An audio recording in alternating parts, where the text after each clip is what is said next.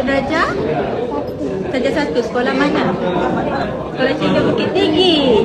Oh, nanti pandai cakap Cina lah. Dah pandai cakap Cina sekarang? Cakap apa? I, E, Sa.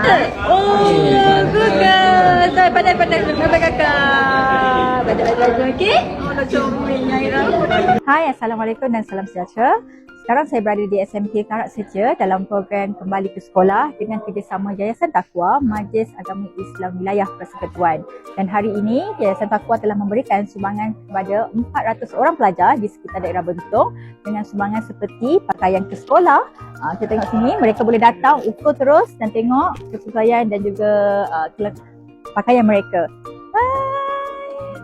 Assalamualaikum. Adik. Allah, tarik ya? Ya, terima kasih. Hai sayang.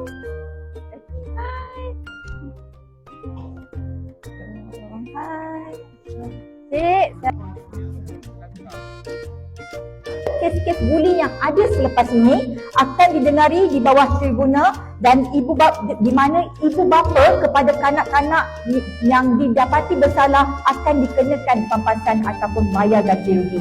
Jadi buli ini bukan main-main, tak boleh lagi kita nak mengusik-ngusik kawan kita buli dari segi percakapan, buli dari segi usikan, buli dari segi sentuhan fizikal, mental dan sebagainya.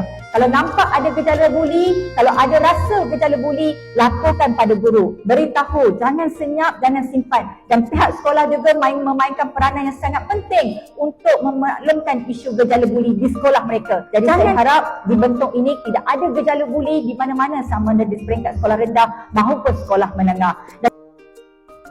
Lima. Tunjuk lima. Okey, lima sayang. Lima. Lama. Okey, sekolah.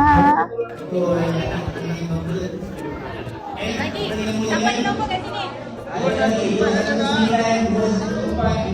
Jadi terima kasih kepada Yayasan Taqwa kerana telah memilih Pejabat Parlimen Bentong untuk program Kembali ke Sekolah bagi tahun 2025 dan juga kepada adik-adik semua, kepada semua penerima, saya harap anda semua dapat memanfaatkan barangan keperluan hari ini dan juga belajar bersungguh-rajin, belajar bersungguh-sungguh dan jadilah pelajar yang terbaik untuk keluarga dan juga sekolah dan juga masa depan negara.